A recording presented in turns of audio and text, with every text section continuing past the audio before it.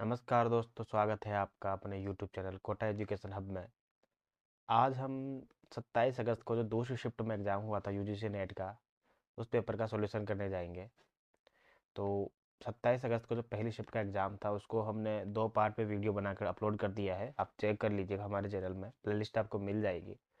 इससे पहले मैं आपको बता चुका हूँ कि टोटल 18 से ज़्यादा प्रीवियस ईयर पेपर यानी कि 2019 से मिला के सबके सॉल्यूशन हमने आपको प्रोवाइड करवा दिए हैं। आप चैनल पे देखेंगे आपको पता चल जाएगा। हम ये वही पीडीएफ है जो मैंने टेलीग्राम चैनल पे डाल रखी है। ठीक है, तो शुरू करते हैं 27 अगस्त का जो दूसरी शिफ्ट का एग्जाम है जो अभी हाल ही में हुआ था, उसके प्रश्न कि वैकुंठ सूची 1 को सूची 2 के साथ मिलान करना है। शिफ्ट 1 का जो था वो शिफ्ट 2 की तुलना तुलना में कठिन था। शिफ्ट 2 का काफ़ी आसान पेपर है। बाकी हम चेक करते हैं। रचनाओं को मिलान करना है कि वैकुंठ मणि शुक्ल की रचना हो जाएगी अगहन महात्म में। चलिए मान लेते हैं नहीं पता हमको कि ए में क्या आएगा, लेकिन हमको पता है कि गोकुलनाथ जो है उन्होंने लिखी है 84 वैष्णवन की वार्ता। 84 वैष्णव की वार्ता बी में 3। अब बी में 3 हमको पता है, सिर्फ ये रहा एकमात्र, ये ऑप्शन रहा बस बी में 3। तो ऑटोमेटिकली हमारा आंसर निकल रहा है। और चलो गोकुलनाथ की 84 वैष्णवन की वार्ता हमको नहीं पता, तो विट्ठलनाथ की श्रृंगार रस मंडन तो सबको पता होता है, डी में 1, सॉरी सी में 1। और गंग कवि की चंद छंद वर्णन की महिमा, जो कि एक प्रकार का गद्य ग्रंथ भी जिसे कहा जाता है, पहला गद्य ग्रंथ में इसका नाम आता है चंद छंद वर्णन की महिमा कवि गंग का। वेरी वेरी इंपॉर्टेंट है ये, चंद छंद वर्णन की महिमा गंग कवि का, इंपॉर्टेंट लगा लेना है इसको। ये सब अपन ने जब भक्तिकाल पढ़ा था। काव्य ग्रंथों को प्रकाशन वर्ष के अनुसार लगाना है। ठीक है, अनुराग बांसुरी, चित्रावली, हंस जवाहिर, ज्ञानदीप, इंद्रावती। अनुराग बांसुरी किसकी है? नूर मोहम्मद की, 1764 इसका प्रकाशन वर्ष है। चित्रावली उस्मान की, 1613 ईस्वी इसका टाइम है। हंस जवाहिर कासिम शाह की, 1731 में। ठीक है, कासिम शाह की। बहुत ही निम्न कोटि की रचना कहा है शुक्ल जी ने इसको, जब हम शुक्ल जी को पढ़ते हैं। ज्ञानदीप शेख नबी की रचना है, ये शेख नबी की रचना है। ज्ञानदीप का प्रकाशन वर्ष हो जाएगा लगभग अपने 1613 में, ये है ना 1619 के आसपास, 1619। और इंद्रावती 1734, ये किसकी हो जाएगी? नूर मोहम्मद की। ठीक है, सबके सब हमने करवा रखा है। आपको बता रखा है कि 1370 में पहली रचना लिखी गई थी, जिसे नगेंद्र ने पहली सूफी रचना माना है। कौन सी थी वो? असायद की हंसावली, असायद की हंसावली। जबकि शुक्ल जी मानते हैं 1501 में लिखी हुई कुतुबुन की मृगावती को, कुतुबुन की मृगावती को। ठीक है, जबकि रामकुमार वर्मा मानते हैं 1379 में लिखी हुई मुल्ला दाऊद की चंदायन को। ठीक है, ये हो जाएगा क्रम हमारा 1764, 1613, 1731, 1619, और इसका हो जाएगा इंद्रावती का 1734। तो क्रम हो जाएगा हमारे, क्या हो जाएगा इसके हिसाब से? सबसे पहले कौन सी हो जाएगी इनमें से? बी डी सी ए है ना, तो बी मतलब 1619, सॉरी 1613। ठीक है, 1619 में फिर डी, बी डी, सही बात है, ये क्रम हो जाएगा बी डी सी ए। ठीक है।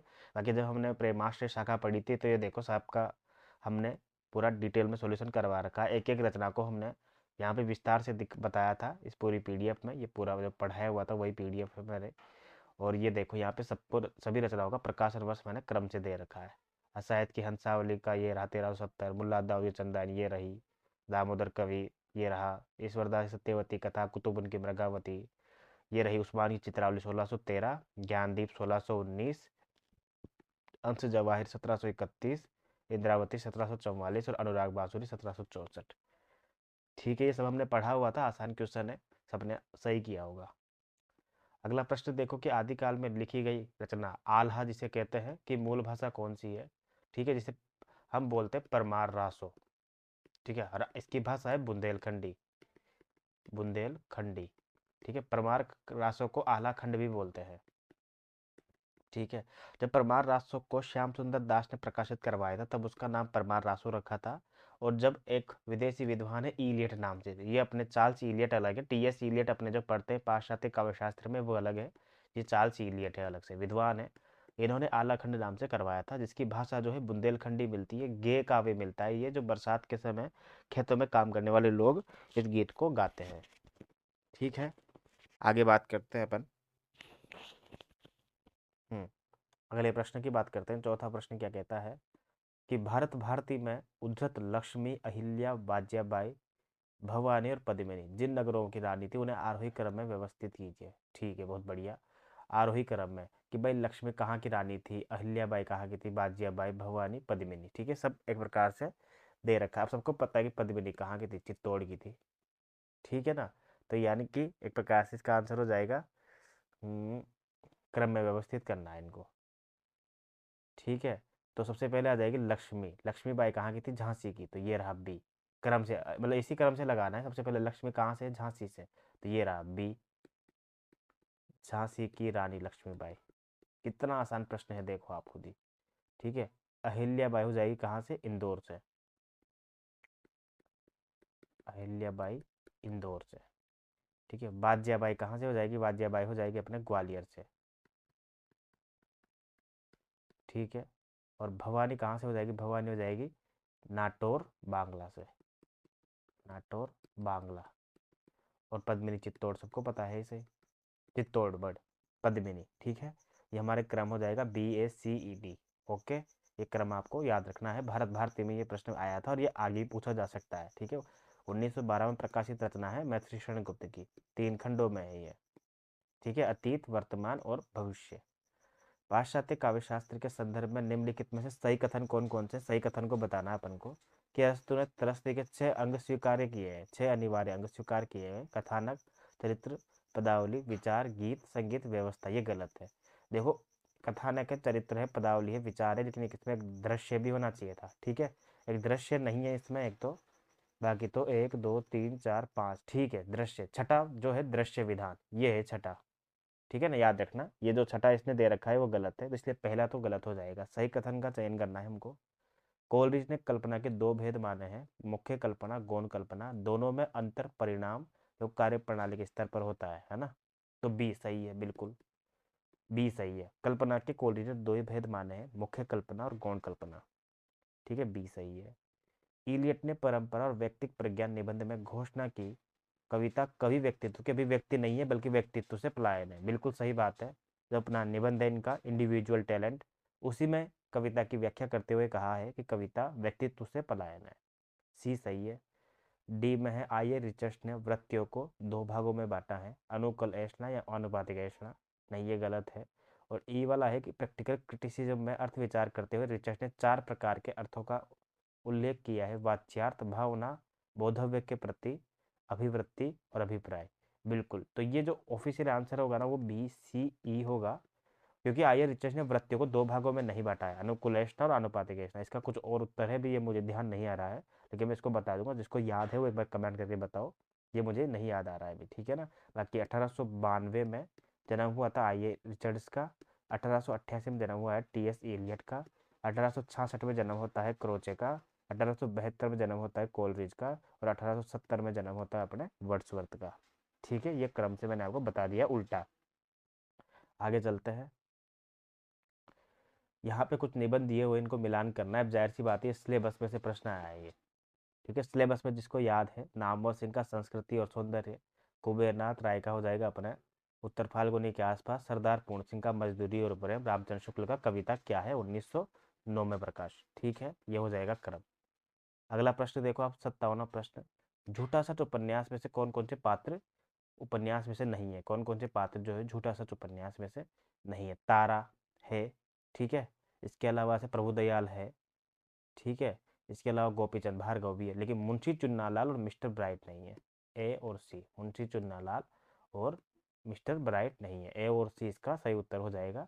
1958 में प्रकाशित हुआ था, 1960 में प्रकाशित हुआ था झूठा सच। पहले का नाम है, पहले पार्ट का नाम है वतन और देश, ठीक है, दूसरे पार्ट का नाम है देश का भविष्य। ठीक है, झूठा सा सबसे प्रसिद्ध उपन्यास है, ये याद रखना, यशपाल का। जबकि साहित्य अकादमी इसको नहीं मिला है, साहित्य अकादमी किसको मिला है, तेरी मेरी उसकी बात। ठीक है, तेरी मेरी उसकी बात के लिए साहित्य अकादमी मिला है इनको। अचरज हो तो तुम सब गोरे बाजत कारे, ठीक है ना, तारो कारे कारे सब हु पर है वारे। ये पंक्तियां बद्री नारायण चौधरी प्रेमघन ने लिखी थी। जब किसी महापुरुष का अपमान, हमारे भारत के महापुरुष का अपमान विदेश में किया गया था, उनका नाम है दादा भाई नेरोजी का अपमान करने पर। डॉक्टर नगेंद्र जब हम पढ़ते हैं उसमें मैंने ये पंक्ति आपको बाकायदा पढ़ाई है साफ साफ, जिसमें ये पंक्तियां बद्री नारायण चौधरी प्रेमघन की है। ठीक है, दादा भाई नेरोजी इसका सही उत्तर हो जाएगा। अगला प्रश्न है, यहाँ पर फिर मिलान करना है कि शेखर एक जीवनी के खंड दिए हुए हैं चार, इन चारों को क्रम से लिखना है। पहला हो जाएगा उषा और ईश्वर। ठीक है ना, ठीक है, उषा और ईश्वर ये पहला हो गया। ठीक है, दूसरा हो जाएगा बीज और अंकुर। तीसरा हो जाएगा प्रकृति और पुरुष। और चौथा हो जाएगा पुरुष और परिस्थिति। पुरुष और परिस्थिति। ठीक है, ये चार हो गए शेखर एक जीवनी के पहले पार्ट के। जब शेखर एक जीवनी दूसरा पार्ट पढ़ते हैं तो उसका पहला खंड हो जाएगा, उसका नाम हो जाएगा पुरुष और परिस्थिति। ठीक है, दूसरा पार्ट का अभी मुझे ध्यान नहीं है, लेकिन तीसरे पार्ट का हो जाएगा शशि और शेखर। शशि और शेखर। और चौथे का हो जाएगा धागे, रस्सियाँ और गुंजार। ठीक है ना, इस प्रकार से हो जाएगा शेखर एक जीवनी के जो दूसरा पार्ट है उसमें। मेरे पास बुक है ये सामने ही, अभी मैं बता देता हूँ आपको। हाँ, बंधन और जिज्ञासा। शेखर एक जीवनी के दूसरे पार्ट का जो दूसरा है उसका नाम है बंधन और जिज्ञासा। ठीक है, ये याद रखना, दोनों पूछे जाते हैं ये, इसलिए चारों एक तो ये नाम जरूरी है और चारों एक तो ये नाम भी जरूरी है। ठीक है, अगला प्रश्न है, देखो आप। छत्तीसगढ़ी जो बोली है उसके बारे में असत्य कथन बताना है आपको। ठीक है, असत्य कथन ये चार है, उसमें से जो असत्य है, छत्तीसगढ़ी का संबंध ग्रियसन ने अर्धमागधी से माना है। बिल्कुल, अर्धमागधी जो बोली है उसके अंतर्गत तीन बोलियां आती है, ए, बी और सी। ठीक है, एबीसी मतलब अवधि, ब से बघेली, सी से छत्तीसगढ़ी। सही है ये। है वंचित तथा गौड़ राजाओं के संरक्षण में सामान्य जनता की बोली के रूप में छत्तीसगढ़ी का विकास हुआ है, ये भी सही कथन है। और छत्तीसगढ़ी भारतीय परिवार के भारत ईरानी वर्ग की भारतीय आर्य शाखा की बोली है। ठीक है, भारत में चार प्रकार के परिवार है। ठीक है, भारोपीय जिसके अंदर भारत ईरानी वर्ग आता है। ठीक है, और भी अन्य है। और गोंडानी छत्तीसगढ़ बोली का एक रूप है, जबकि गोंडानी जो है छत्तीसगढ़ बोली का एक रूप नहीं है। ठीक है, ये इधर का हो जाएगा बघेली का या बुंदेलखंड के आसपास का हो जाएगा, गोंड प्रदेश जिसे हम कहते हैं, सतपुड़ा के घने जंगल में हम पढ़ते हैं ना, उधर का हो जाएगा, तो छत्तीसगढ़ का नहीं होगा ये। इसलिए डी गलत हो जाएगा, यहाँ पे ए बी सी सही है। यहाँ पे फिर से मिलान करना है कि निम्नलिखित में से जो कहानियाँ दी हुई है उसके पात्र कौन कौन से हैं। राजा निर्बंसिया में हो जाएगा जगपति। ठीक है, जगपति, चंदा बच्चन सिंह। कौशिका घटवार का अपना है हवलदार धर्म सिंह। ठीक है, ये इसका पात्र है। सिक्का बदल गया में शाहानी होती है और चीफ की दावत में मिस्टर शामनाथ होते हैं। आसान प्रश्न है, आप कर सकते हैं इसको अच्छे से। आधुनिकता के संदर्भ में कथन सत्य है जो बताना है बिल्कुल, कि आधुनिकता यथार्थ बोध पर आधारित है। बिल्कुल, आधुनिकता का तात्पर्य क्या है कि जो आदर्श पर आधारित न होकर यथार्थ बोध पर आधारित है, जिस पर ईश्वर का चित्रण न करके मनुष्य का चित्रण किया जाता है। ठीक है, जहाँ ईश्वर के पहले मनुष्य है, आस्थाओं से पहले पहले मनुष्य है, ये सही है। आधुनिकता ईश्वर का चित्रण मनुष्य रूप में करती है, बिल्कुल गलत है। अभी अपन ने कहा था ईश्वर का चित्रण नहीं करती है, केवल मनुष्य का करती है। आधुनिकता किसी निर्दिष्ट प्रणाली पर न चलकर अपनी संवेदना आसपास के जीवन से ग्रहण करती है, बिल्कुल सही कथन है ये। आधुनिकता किसी निर्दिष्ट प्रणाली पर नहीं चलकर, पुरानी परंपरा पर नहीं चलकर, अपने आसपास के जीवन में जो वास्तविकता है, जो यथार्थ है, वहां से प्रभाव ग्रहण करती है। सी सही है। डी ऑप्शन है कि आधुनिकता सामाजिक उत्तरदायित्व से मुक्त है, बिल्कुल भी नहीं है। आधुनिकता सामाजिक उत्तरदायित्व को समझती है और सामाजिक उत्तरदायित्व से युक्त है, न कि मुक्त। डी गलत है। और सी है, आधुनिकता आनंद के साथ कर्म की प्रेरणा देती है, बिल्कुल सही कथन है ये। ए सी ई तीनों कथन सही है ये। ठीक है, बात समझ में आनी चाहिए आपको। आधुनिकता का सूत्रपात राजा राममोहन राय, दयानंद सरस्वती ये करते हैं, लेकिन साहित्य में आधुनिकता की शुरुआत होती है भारतेंदु युग से, साहित्य में। ठीक है, जिसे हम पुनर्जागरण भी कहते हैं, नवजागरण भी कहते हैं। रासहु असंभु नवरस सरस छंदु चंद की अमीय सम, श्रृंगार वीर करुणा विबच भय अद्भुत संत सम। उपरोक्त पंक्तियां चंद्र बरधाय ने किस संदर्भ में लिखी है? रासव असंभ नवरस सरस, यानी कि रासव यानी कि रासों की व्याख्या करने के लिए जो है चंद्र बरधाय ने पृथ्वीराज रासों में ये पंक्तियां लिखी है, याद रखना, रासों की व्याख्या करने के लिए। अगला प्रश्न हो जाएगा, विद्यानिवास मिश्र के निबंध मेरे राम का मुकुट भीग रहा है 1974 में प्रकाशित है ये। ठीक है, निबंध याद रखना। इसमें जो है संगीत देखने के लिए पूछा जाता है कि जो पात्र है इसमें से वो कहाँ जाते हैं? संगीत का प्रोग्राम देखने के लिए जाते हैं, संगीत का प्रोग्राम देखने के लिए। बहुत अच्छा निबंध, इसको आप पढ़ेंगे तो और अच्छा लगेगा। विद्या निवास मिश्र के लगभग सभी निबंध आपको याद होने चाहिए, ठीक है ना। चितवन की छां, ठीक है ना, चितवन की छां, हल्दी धूप, ठीक है ना। जो भी आगे है, तुम चंदन हम पानी, तुम चंदन हम पानी, लगभग पांडे वाली बुक में सभी दे रखे हैं, आपको याद होने चाहिए। कुछ ही तो निबंधकार है जिनके सभी निबंध याद होने चाहिए। विद्यानिवास मिश्र, कुबेर नाथ राय, रामदरस मिश्र, हजारी प्रसाद द्विवेदी। आसान है, हो जाएंगे, मजा भी आएगा। अगला प्रश्न देखो आप, 65वां प्रश्न है। आचार्य रामचंद्र शुक्ल ने आधुनिक काल के किन दो निबंधकारों का हिंदी का स्टील और एडिशन का? स्टील में ट आ रहा है, ट से हो जाएगा बालकृष्ण भट्ट, और बालकृष्ण भट्ट में भी ट आ रहा है, ट से। और एडिशन किसको कहा है? एडिशन कहा है प्रताप नारायण मिश्र को, प्रताप नारायण मिश्र को। शुक्ल जी वाली पुस्तक हम जब पढ़ते हैं, शुक्ल जी वाली पुस्तक से पूछे गए आधे से ज़्यादा प्रश्न इसमें से है। और शुक्ल जी वाली पुस्तक हमने पूरी की पूरी पढ़ी हुई है। 52 लेक्चर में शुक्ल जी को विस्तार से समझा कर बता रखा है, और ये भी बता रखा है कि कौन सी पंक्तियाँ इंपॉर्टेंट है और कौन सी ही पढ़नी है और कौन सी इंपॉर्टेंट नहीं है, ठीक है ना। अगला प्रश्न हो जाएगा 66वां प्रश्न। निम्नलिखित निबंधकारों को जन्म वर्ष के अनुसार आरोही क्रम में जमाना है अपन को, कि इनका जन्म कब कब हुआ है। भारतेंदु हरिश्चंद्र 1850 में जन्म होता है। सरदार पूर्ण सिंह 1884 में होता है अपने शुक्ल जी का जन्म। नामवर सिंह जी का होता है लगभग 1917 के आसपास। और विद्यानिवास मिश्र का, तो विद्यानिवास मिश्र का होता है, विद्यानिवास मिश्र जो है नामवर सिंह जी से पहले जन्मे थे ये, ठीक है। तो इनका मुझे अभी याद नहीं आ रहा है इसका। और तो ये क्रम हो जाएगा लगभग, अगर हम बात करें सिर्फ एबीसी के आधार पर भी, भाई 1850। और सरदार पूर्ण सिंह का शुक्ल जी के पहले हुआ है, सरदार पूर्ण सिंह का 1881 के आसपास हुआ है। क्योंकि शुक्ल, ये पिछली बार पूछा हुआ प्रश्न था ये, इसमें पूर्ण सिंह और शुक्ल जी एक साथ क्रम में थे। तो जिसको अगर ये पता है कि शुक्ल जी से पहले पूर्ण सिंह का जन्म हुआ है, तो वैसे भी इसका उत्तर लगाया जा सकता है कि ए बी सी तो ये हो ही गया। और विद्यानिवास मिश्र जो है वो नामवर सिंह पहले से, क्योंकि विद्यानिवास मिश्र जो है बहुत पहले हुए थे। दामोदर सिंह जी तो अभी डेथ हुई है उनकी, तो 2019 के आसपास, ठीक है ना। तो इसलिए ए बी सी ई और डी, ये इसका क्रम हो जाएगा, ए बी सी ई और डी, ठीक है। बाकी ये तथ्य वाले प्रश्न यार, मैं फैक्ट्स याद करने में विश्वास नहीं रखता हूँ, मैं याद रखता हूँ कि इनकी विशेषताओं के बारे में। अभी विद्यानिवास मिश्र के निबंध की विशेषता हो, चाहे नामवर सिंह के निबंधों आलोचना की विशेषता हो, शुक्ल जी की आलोचना, अध्यापक पूर्ण सिंह, वो बात अलग है कि 2 नंबर का प्रश्न याद करने के लिए हमारी मजबूरी बन जाती है। पर कभी कभी कुछ प्रश्नों के जो है वो कॉमन सेंस से भी उत्तर देना आना चाहिए, एक बार पढ़ जाना आप, ठीक है ना। ये आपका काम है, पढ़ जाना एक बार, ठीक है। क्योंकि वो सारे सिलेबस में लगे हुए हैं ना, मेन बात ये है, सारे कवि, इस वजह से उनका पूछा है। प्रकाशन वर्ष के अनुसार सही आरोही क्रम क्या होगा इनका? अब भारतवर्ष उन्नति कैसे हो सकती है? भारतेंदु का निबंध है तो भारतेंदु सबसे पहला पैदा हुए हैं, तो भारतेंदु हो जाएंगे। हजारी प्रसाद द्विवेदी 1952, ठीक है। नाखून क्यों बढ़ते हैं, कल्पलता में प्रकाशित है ये, ठीक है। शिव शंभू के चिट्ठे 1904-5 के आसपास। कविता क्या है 1909 के आसपास। और संस्कृति और सौंदर्य सबसे लास्ट में। तो सही बात है, पहले ए आएगा, फिर सी आएगा, फिर डी आएगा।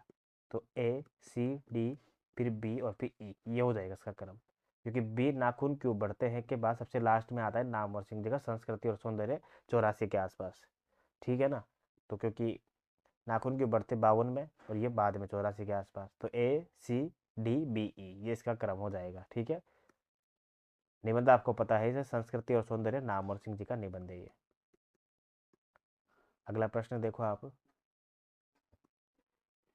ये कुछ रचनाएं दी रखी, इनका प्रकाशन वर्ष पूछा है इन्होंने। झूठा सच का मैं भी बता चुका हूँ, 58। महिला अंचल 54 रेणुका है। गोदान 1935 36 दोनों बताते हैं। और मानस कांत 74 में, ठीक है। किसका है मानस कांत? अमृतलाल नागर का।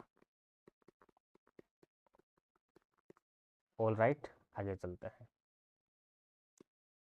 अंधायुग नाटक के बारे में सत्य कथन बताने धर्मवीर भारती का है, 1954 में प्रकाशित गीति नाट्य है ये, ठीक है, गीति नाट्य है ये। अंधायुग का घटनाकाल महाभारत के 18वें दिन के पूर्व से लेकर प्रभास, गलत है ये, 18वें दिन के पूर्व ने, 18वें दिन की संध्या से आधारित है ये। 18वें दिन की समापन से 18वें दिन की संध्या से लेकर कृष्ण की मृत्यु तक के, तो ए गलत हो जाएगा। बी हो जाएगा कि अंधा युग के पहले अंक का शीर्षक कौरव नगरी है, बिल्कुल, और दूसरे अंक का पशु का उर्दय। ये बता देता हूँ मैं, पहला अंक हो जाएगा कौरव नगरी, ठीक है, केवल कौरव नगरी। दूसरा अंक हो जाएगा पशु का उर्दय। तीसरा हो जाएगा अश्वत्थामा का अर्धसत्य। चौथा हो जाएगा गांधारी का सांप। और पांचवा हो जाएगा विजय एक क्रमिक आत्महत्या। विजय एक क्रमिक आत्महत्या, ये पांच हो जाएगा, ठीक है, पांचों को आपको याद होना चाहिए। बीच में एक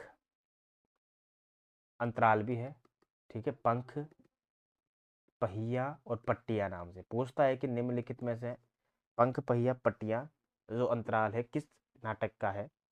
पंख, पहिया और पट्टिया, ठीक है, पंख, पहिया और पट्टिया अंधा युग का, बी सही है। अंधा युग के पांचवें युग अंक का शीर्षक विजय एक क्रमिक आत्महत्या है, बिल्कुल सही है, जब भी हमने पढ़ा। गांधारी का शाप अंक के अंतर्गत धृतराष्ट्र और गांधारी द्वारा युयुत्सु और कृष्ण को दिए गए शाप की कथा वर्णित है, ये गलत है। केवल कृष्ण को शाप दिया जाता है इसमें, ठीक है, कृष्ण को, तो डी गलत हो जाएगा। और कृत्यवर्मा युयुत्सु की आज्ञा को अश्वत्थामा की सहायता से पूर्ण करता है, ये भी गलत हो जाएगा, ठीक है। केवल बी और सी यहाँ पे सही ऑप्शन हो जाएगा, ये याद रखना आप। वैसे भी देखो दो दो ऑप्शन सही है यहाँ पे, और बी और सी तो कन्फर्म ही पता चल रहा है, तो और तो सही होने से रहे। इसीलिए है ना, जो प्रश्नों को और विकल्प को देखकर हमें प्रकृति समझ में आनी चाहिए। आकाशदीप कहानी 1929, जयशंकर प्रसाद की कहानी है ये, ठीक है। दो बंदी नाव स्वतंत्र होने के कारण मुक्त हो गए, ठीक है, सही है ये, सबसे उपयुक्त छाटना है यहाँ पे। वरुण बालिकाओं के लिए लहरों से पन्ना और सोने की क्रीडाशील मालाएं बन रही थी, ये गलत है, ठीक है। वरुण बालिकाओं के लिए लहरों से पन्ना और सोने की क्रीडाशील मालाएं बन रही थी, ये गलत है, ऐसा कुछ इसमें नहीं बताया जाता है। चंपा जरूर इसकी पात्र है। चंपा आजीवन दीप स्तंभ में आलोक जलती रही, बिल्कुल, ये भी इसकी पंक्तियां हैं। डी है कि बुद्धगुप्त ने उस जगह का कोई नाम न होने के कारण उसे बुद्ध द्वीप कहने का निर्णय लिया, ये भी गलत है। और बुद्धगुप्त ने चंपा से कहा कि छोटी नाव पर इधर घूमना ठीक नहीं है, ये सही है। तो ये जो तीन कथन है ये आकाशदीप कहानी से आए हैं, ए, सी और ई, ये याद रखना आप। 1929, ठीक है। और जयशंकर प्रसाद कहानी संग्रह जितने भी है सब याद कर लेना आप, कहानियां भले याद ना करना पर कहानी संग्रह जरूर कर लेना। जैसे कि मान लो कि पहला हो जाएगा, एक हो जाएगा उनका आंधी, ठीक है ना। सबसे पहला तो हो जाएगा छाया, पहला कहानी संग्रह तो हो जाएगा छाया प्रतिध्वनि, ठीक है ना। और उसके बाद आकाशदीप, ठीक है, आंधी हो जाएगा एक, आंधी भी है इनका। तो एक प्रकार से याद कर लेना। पहली कहानी तो इनकी ग्राम है, जयशंकर प्रसाद की पहली कहानी का नाम है ग्राम। 71वां प्रश्न देखिए आपकी, भारतेंदु ने ददरी मेले के अवसर पर भारतवर्षीय उन्नति कैसे हो सकती है विषय पर ओजस्वी और सार गर्भित भाषण किस स्थान पर दिया था, बलिया पे, ठीक है ना, बलिया में दिया था ये। देवनागरी लिपि के बारे में असत्य कथन यानी कि गलत कथन छाटने अपन को, कि देवनागर अर्थात काशी में प्रचार के कारण इसे देवनागरी कहा गया, बिल्कुल सही बात है, देवनगर अर्थात काशी में, बिल्कुल ये सही है, लेकिन अपन को गलत छाटना है। ग्रियर्सन ने देवनागरी को शारदा लिपि की बहन माना है, बिल्कुल ये गलत है। अच्छा, ये गलत इसलिए है कि ग्रियर्सन ने देवनागरी को शारदा लिपि की बहन नहीं माना है, बल्कि शारदा लिपि कहा है इसको, कुछ आलोचकों ने शारदा लिपि भी कहा है। ललित विस्तर में उल्लिखित नाग लिपि ही नागरी लिपि है, कुछ लोग नाग शब्द से जोड़ के नागरी को नाग से जोड़ते हैं, नाग लिपि ही नागरी लिपि है, इसलिए ये भी सही है, बी तो गलत हो जाएगा, ठीक है ना। अरबी लिपि की भांति इस लिपि में उत्पत्ति पुरानी सामी लिपि की उत्तरी शाखा से हुई है, ये गलत है, ऐसा नहीं हुआ, इसकी उत्पत्ति हुई है ब्राह्मी लिपि से, ठीक है ना, या कुटिल लिपि से, और नगरों में प्रचलन के कारण इसका नाम नागरी पड़ा, ये भी सही बात है। तो केवल बी और डी कथन यहाँ पे गलत दिया हुआ है, बी और डी गलत है, बाकी सब सही है। भेक है ये, आप विचार कर दीजिए, जैसे आपका ये खद्दड़ कपड़ा है, मलमल और मार्किन कपड़ा पहनने वाले मन से भले ही महात्मा जी के पंथ को माने, लेकिन आप उन्हें सुराजी तो नहीं कहिएगा। उपरोक्त कथन मैला आंचल में किस पात्र द्वारा कहा गया है, मैला आंचल 1954 में प्रकाशित उपन्यास लक्ष्मी के द्वारा ये कथन कहा गया है। जो उपन्यास पढ़ेगा उसी के द्वारा ऐसे प्रश्न जो है सही हो सकते हैं, तो ऐसा कोई लोड लेने वाली बात नहीं है, ऐसे प्रश्न का गलत भी हो जाए तो, ठीक है।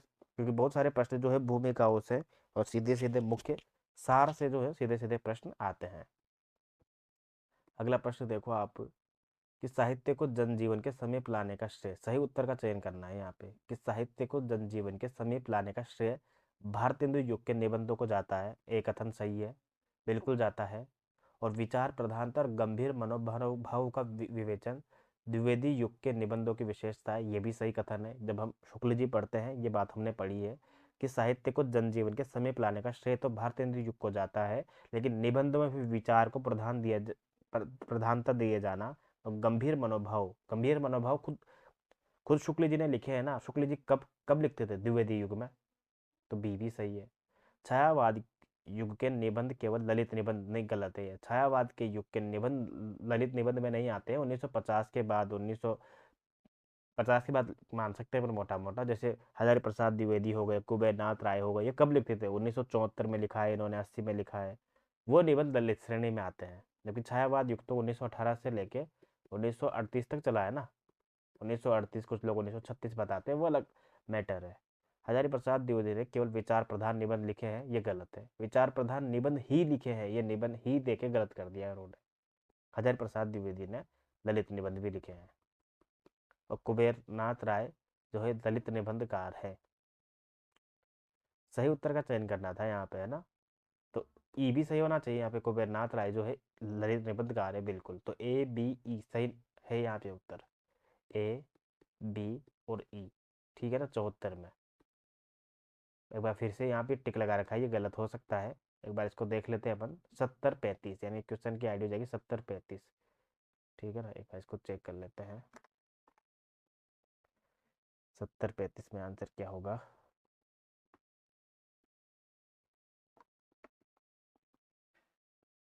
बिल्कुल 70-35 का जो सही आंसर होगा चौथा ही होगा, बिल्कुल।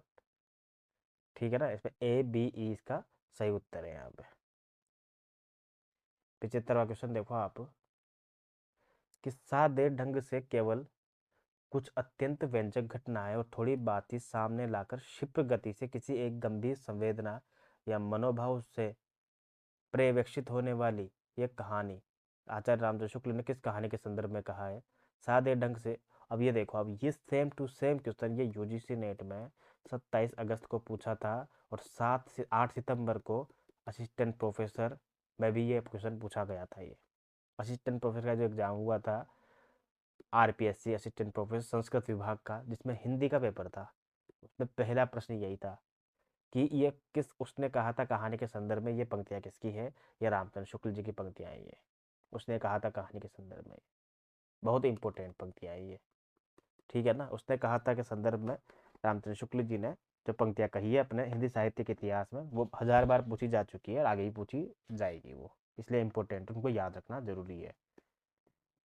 अगला प्रश्न देखो आप, मिलान करना है फिर से। यहाँ पे लीला नीला वगैरह ये पात्र जो है किसके हो जाएंगे? ये स्कंदगुप्त के हो जाएंगे। ठीक है। दंतुल ये हो जाएगा आषाढ़ का एक दिन का। अशोक, ठीक है। अच्छा, ये इसने थोड़ा सा उल्टा कर दिया एक्चुअली, सॉरी सॉरी सॉरी। कैसे कर दिया? क्योंकि लीला नीला जो पात्र है वो चंद्रगुप्त का है। वो जयशंकर प्रसाद के पात्रों में भी लीला नाम का एक पात्र होता है, पर यहाँ पे जो लीला दे रखा है ना, ये लीला दे रखा है इसने, वो एक और द्रोणाचार्य में जो उसकी पत्नी होती है ना अरविंद की, वहां से संबंधित दे रखा है। उसमें एक पात्र होता है एक और द्रोणाचार्य, जो कि शंकर शेष का नाटक है, उसमें से दिया हुआ है ये। ठीक है, लीला नाम का पात्र। दंतुल जो है आषाढ़ का एक दिन में होता है, सबको पता है। अशोक जो है वो आधे अधूरे में उसका पुत्र रहता है ये। और देवकी जो है स्कंदगुप्त का पात्र है जयशंकर प्रसाद का। ये कंफ्यूज मत हो जाना, क्योंकि जयशंकर प्रसाद का देवकी वो कहाँ लगाओगे आप? ठीक है ना। और लीला और नीला ये जो पात्र है, ये पात्र हो जाएगा चंद्रगुप्त का। मतलब यहाँ तो फिलहाल तो एक द्रोणाचार्य का है, लेकिन लीला नाम का जो पात्र है वो चंद्रगुप्त नाटक में भी है, याद रखना आप। ठीक है। अगला प्रश्न देखो, प्रकाशन वर्ष के अनुसार आयु आरोही क्रम में जमाना है। प्रेमचंद घर में, आवारा मसीहा 1974, संस्कृति के 4 अध्याय 1957-58 के आसपास हो जाएगा ये। ठीक है। अरे यायावर याद रहेगा ये 1964 के आसपास। और एक कहानी ये भी, ठीक है, एक कहानी यह भी किसकी हो जाएगी? ये मन्नू भंडारी की। ठीक है। अब इसको अगर हम, और ये 1944 में, प्रेमचंद घर में 1944 के आसपास। ठीक है। अब हम इनको क्रम से लगाते हैं अगर, ठीक है, तो एक बार इसका उत्तर देखता हूँ मैं, इसका उत्तर क्या है। 70-45 का है ना, 70-45, ये रहा 70-45, इसका उत्तर हो जाएगा एक। ठीक है, 70-45 का उत्तर हो जाएगा एक, यानी कि ADCEB, यानी कि सबसे पहला क्रम हो जाएगा प्रेमचंद घर में शिवरानी देवी। ठीक है, प्रेमचंद की जीवनी है। फिर D, अरे यायावर रहेगा याद। ठीक है, फिर D हो जाएगा अरे यायावर रहेगा याद। उसके बाद C हो जाएगा संस्कृत। तो मुझे अरे यायावर रहेगा याद का प्रकाशन याद नहीं आ रहा, पर मुझे लगता है फिर ये 1953-54 की प्रकाशित रचना है, ये 1953 में होगी फिर ये प्रकाशित। ठीक है ना, क्योंकि संस्कृति के 4 अध्याय जो है कन्फर्म है 57-58 के आसपास है, और 59 के आसपास इसको साहित्य अकादमी मिला था। तो A, फिर D और C पे हो जाएगी संस्कृति के चार चार अध्याय, दिनकर की रचनाएं ये। उसके बाद B, आवारा मसीहा, 1974 है ये। शरद चंद्र की जीवनी है ये, शरद चंद्र की जीवनी है ये, और किसने लिखी है ये, विष्णु प्रभाकर ने। और एक कहानी यह भी मन्नू भंडारी की सबसे लास्ट में प्रकाशित हुई है ये। ठीक है, इसका प्रकाशन मुझे नहीं याद है, आप इसको क्रम को याद रख लेना बस। ठीक है, ये जो फैक्ट होते हैं यार, ये फैक्ट मुझे तो सच में याद नहीं रहते हैं, क्योंकि 2 नंबर का क्वेश्चन किए हुए काफ़ी साल हो चुके हैं, ऐसा है। अब अवधारणा याद करें, इंसान पढ़े क्या करे, ऐसा है बिल्कुल। निम्नलिखित में से कौन से युग्म सही है। अब देखो यहाँ पे दिया हुआ है कि याद रखो सूरज सारी दुनिया, लोक परलोक ऊपर थल्ले में, धरती आकाश में सबसे बड़ा है, जिंदगी नामा उपन्यास में, ये पंक्तियाँ आई है क्या। बिल्कुल, ये जो ऑप्शन है उसके अनुसार ए सही है यहाँ पे, कि याद रखो सूरज सारी दुनिया, लोक परलोक ऊपर थल्ले में, धरती आकाश में सबसे बड़ा है, जिंदगी नामा कृष्णा सोपति का उपन्यास है ये। 1979 इसका प्रकाशन वर्ष है। तिरस्कार भरी आंखों से देखकर कहा, मुझे लाकर यहाँ बैठा दिया, आप परदेसी की राह ली। ठीक है ना, ये भी बिल्कुल सही है, ये उसकी पत्नी कहती है। ठीक है ना, तो गोदान 1935-36 का उपन्यास हो जाएगा ये। किसका हो जाएगा ये, प्रेमचंद जी का। सही उत्तर है ये भी। उस दृष्टि में कोई जिज्ञासा नहीं थी, न उसमें कोई भाव था, न विभाव था, न राग था, न विराग था। ठीक है, ये पंक्तियां जो है ये राग दरबार की नहीं है, ये हो जाएगी बाण भट्ट की आत्मकथा की। ठीक है ना, उस दृष्टि में कोई जिज्ञासा नहीं थी, न उसमें कोई भाव था, न विभाव था, न राग था, न विराग था। राग दरबारी की ये पंक्तियां नहीं है। 1968 में छपा था राग दरबारी, श्री लाल शुक्ल का उपन्यास है, साहित्य अकादमी मिला था इसको। तो सी तो गलत हो जाएगा यहाँ पे, ए और बी सही है। जब एक बार धुरी गड़बड़ा जाती है तो जिंदगी भी लड़खड़ा जाती है, 1972 में छपा आपका बंटी। ठीक है, ग्रांट या कर्ज देने वाली किसी नई स्कीम के बारे में योजना आयोग के सोचने भर की देर थी कि वे उसके बारे में कुछ जान जाते। ये गलत है, बाणभट्ट की आत्मकथा में ऐसी शब्दावली आती नहीं है अंग्रेजी वाली, शुद्ध संस्कृत निष्ठ तत्सम प्रधान शैली है उसकी। राग दरबारी की पंक्तियां हैं ये। 1968 में छपा राग दरबारी। बाणभट्ट की आत्मकथा 1946 में छपा था, हजारी प्रसाद द्विवेदी का उपन्यास है। ए, बी और डी इसका सही उत्तर हो जाएगा, यानी कि सही युग्म तो ए, बी और डी का ही है। मगही बोली के अंतर्गत आने वाली बोलियां हैं कुड़माली और खोंटाली। कुड़माली और खोंटाली जो है मगही बोली के अंतर्गत आने वाली बोलियां हैं। ठीक है, अगला प्रश्न देखो 80। शमशेर बहादुर सिंह की कृतियां कौन कौन सी है। शमशेर, सतपुड़ा के घने जंगल, भवानी प्रसाद मिश्र। ठीक है, अमन का राग, शमशेर बहादुर सिंह। ठीक है, यहाँ से देखो ये भी नहीं है। सलोना जिस्म, शमशेर। ठीक है ना, और पृथ्वी कल्प जो है ये गिरजा कुमार माथुर की है, पता नहीं किसकी है ये, गिरजा कुमार माथुर की हो सकती है, एक बार चेक करना। बाकी ये किसी तार सप्तक के कवि की, ये श्योर है, ये मुझे याद है। ठीक है ना, याद रखना आप। तो यहाँ पे सही उत्तर जो हमारा होगा अमन का राग और सलोना जिस्म, बी और डी, ये सही उत्तर हो जाएगा, याद रखना बी और डी। शमशेर बहादुर सिंह, ठीक है ना, कवियों का कवि। अमृतसर आ गया है नई कहानी के। ठीक है, तार सप्तक में है, तार सप्तक में भी दूसरे सप्तक के कवि है, शमशेर बहादुर भी ठीक है ना। भवानी प्रसाद मिश्र भी और रघुवीर सहाय भी, ये शमशेर बहादुर भवानी प्रसाद मिश्र, ये तार सप्तक दूसरे सप्तक के कवि है, ये दूसरे सप्तक के। अमृतसर आ गया कहानी में बाबू की मुस्कान विभत्स होने के पीछे क्या कारण हो सकता है?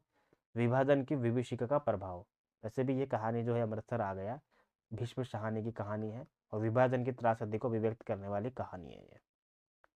अगला है माटी की मूर्तें। माटी की मूर्तें जो है एक प्रकार से रेखा चित्र है वैसे तो, पर रेखा चित्र इसमें ऑप्शन में क्यों नहीं है मुझे नहीं पता। ठीक है ना, माटी की मूर्ति रेखा चित्र है, किसका है? रामनरेश त्रिपाठी। ठीक है, तो ये तो डिलीट होना चाहिए ये प्रश्न। बाकी मैं देखता हूँ 7009 में क्या आंसर माना है। 7009,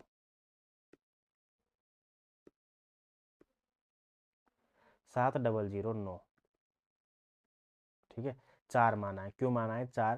क्योंकि ये वो बताओ ये रेखा चित्र है वैसे तो, ठीक है ना, इसमें माटी की मूर्ति में रामनरेश त्रिपाठी के बनाए हुए। पर संस्मरण हम इसको इसलिए कह सकते हैं कि उन रेखा चित्र जिनको हम याद करते हैं उनको एक प्रकार से उनकी यादें भी इसमें रखी गई है, इसलिए संस्मरण को हम रेखा चित्र के निकट मान सकते हैं। लेकिन कहानी एकांकी नाटक तो दूर दूर तक नहीं हो सकता है। ठीक है ना, संस्मरण इसका सही उत्तर हो जाएगा।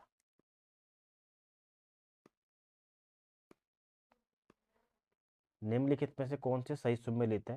भाई भारतेंदु ने लिखा है भारत दिल्ली दरबार दर्पण, सही बात है, सिलेबस में भी है। प्रताप नारायण मिश्र का शिव मूर्ति सिलेबस में भी है। अध्यापक पूर्ण सिंह का नाखून क्यों बढ़ते हैं, नहीं है, वो तो हजारी प्रसाद द्विवेदी जी का है। ठीक है, उठ जाग मुसाफिर नामवर सिंह का नहीं है, नामवर सिंह का तो संस्कृति और सौंदर्य है, जबकि विवेकी राय का है उठ जाग मुसाफिर, विवेकी राय का। इसलिए ये सी डी ई ऑप्शन गलत है, ए और बी सही है केवल। देखो यार सिलेबस में से सीधा का सीधा उठा रखा है, कोई दिमाग नहीं लगा रखा। शब्दार्थ तो सही तो काव्यम, ये पंक्तियां हो जाएगी भामह की। काव्य शब्द है गुणा अलंकारो, ये पंक्तियां हो जाएगी वामन की। ठीक है, ये पहली शिफ्ट में भी ये प्रश्न पूछा गया था। तद दोषो शब्दार्थ सगुण और पूर्ण क्वापी, ये हो जाएगी मम्मट की। ये मैंने सब पंक्तियां आपको याद करवा रखी, सबके सब रटवा रखी है। जब मैं भारतीय काव्य शास्त्र पढ़ाता हूँ तब हमने तैयारी की थी तब। और वह से वाक्य रसात्मकम काव्य, वह से विश्वनाथ। आसान प्रश्न है, याद होना चाहिए, बार बार पूछा जाता है। ये चारों की चारों पंक्तियां 1000 बार पूछी गई है और आगे भी पूछी जाएगी, 200% मैं आपसे बोल रहा हूँ। अगला प्रश्न देखो, एक कहानी यह भी आत्मकथा है मन्नू भंडारी जी की। ठीक है, अगला प्रश्न देखो, मिलान करना है कि ये जो शहर है इन शहरों में कौन कौन सी बोलियां बोली जाती है। बुलंदशहर में बोली जाती खड़ी बोली हिंदी, फतेहपुर में बोली जाती अवधी, मंडी में बोली जाती सिरमौरी बोली और इटावा में बोली जाती कन्नौजी। ठीक है, इटावा में बोली जाती कन्नौजी। इटावा जो है वैसे तो खड़ी बोली का केंद्र है वैसे तो, ठीक है ना, पर यहाँ पे डी में 3 है ही नहीं, सॉरी वो रीवा है, रीवा। ठीक है ना, तो डी में 3 तो वैसे है ही नहीं, तो डी में कन्नौजी हो जाएगा, कन्नौजी। डी में 2, ये याद रखना आप। अगला देखो आप, राग दरबारी उपन्यास में जिला कार्यालय में आई स्कीम के अंतर्गत रुपए पाने के लिए इनमें से किस युग्म ने योजना बनाई है ना, किसने बनाई है? शनिचर और कालिका प्रसाद ने रुपया पाने के लिए योजना बनाई है, केवल सी इसका सही उत्तर हो जाएगा। 1968 में छपा है।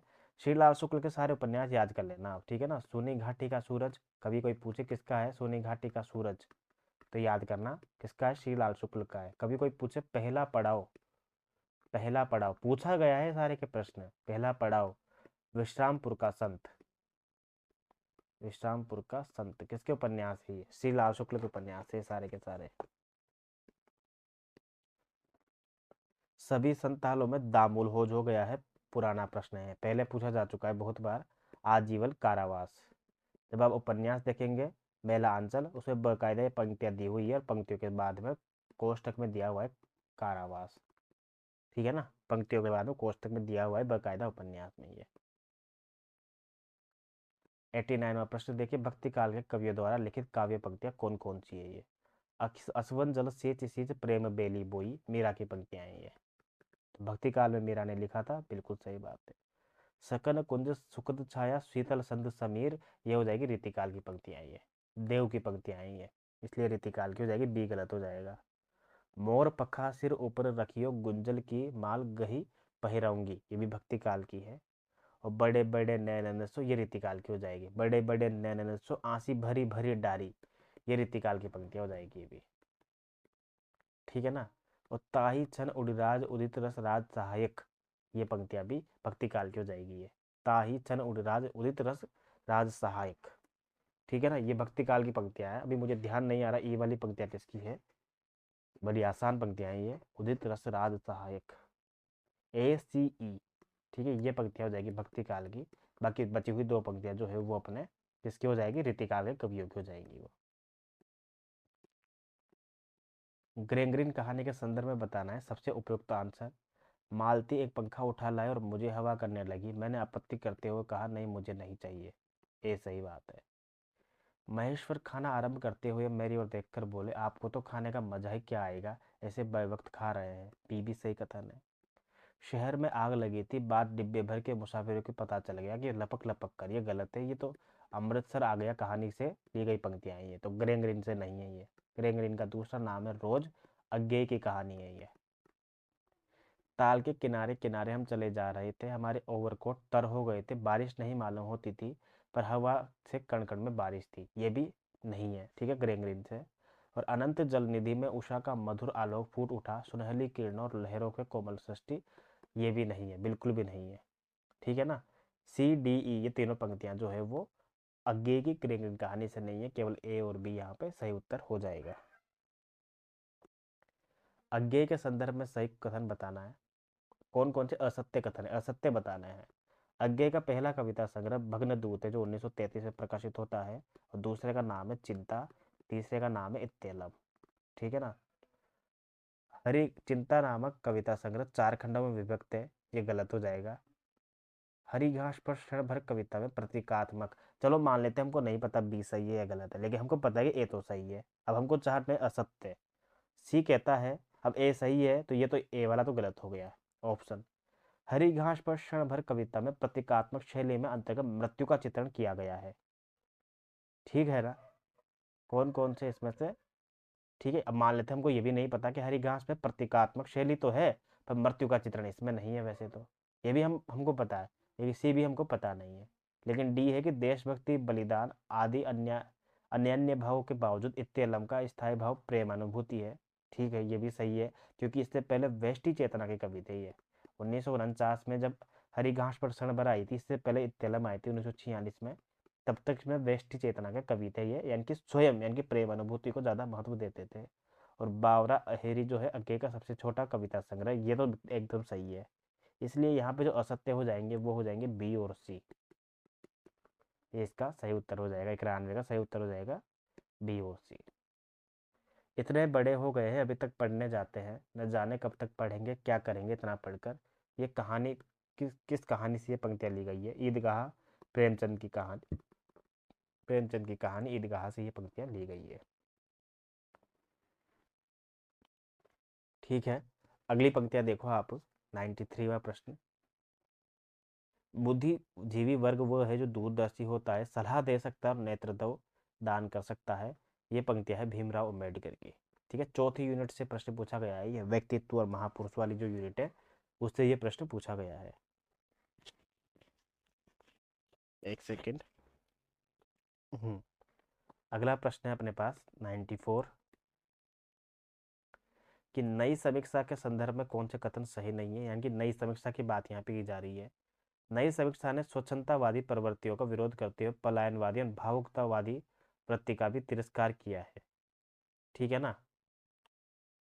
हाँ ये एकदम सही बात है, क्योंकि नई समीक्षा जो है स्वच्छंदतावादी आलोचक जो 1770 में या 1770 के आसपास लिख रहे थे, वर्ड्सवर्थ, कोलरिज, इनके खिलाफ आया था नई समीक्षा। नई समीक्षा में हम पढ़ते इलियट वगैरह को, जिन्होंने पलायनवाद और भावुकतापूर्ण वृत्ति का भी तिरस्कार किया था, अर्थात स्वच्छंदतावादी प्रवृत्तियों का विरोध नहीं किया, बल्कि ये जो होता है ना हताश होकर बैठ जाना, निराश होकर एकदम कुछ करना ही नहीं है, उनका ही विरोध किया था। तो ये तो एकदम सही बात है, जबकि यहाँ जो सत्य नहीं है उसको छांटना है।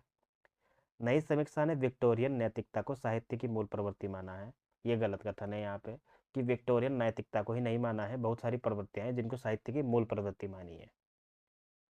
सी हो जाएगा, नई समीक्षा रचना को एक भाषिक संरचना के स्वरूप में देखती है, ठीक है, ये भी सही बात है, बिल्कुल देखती है।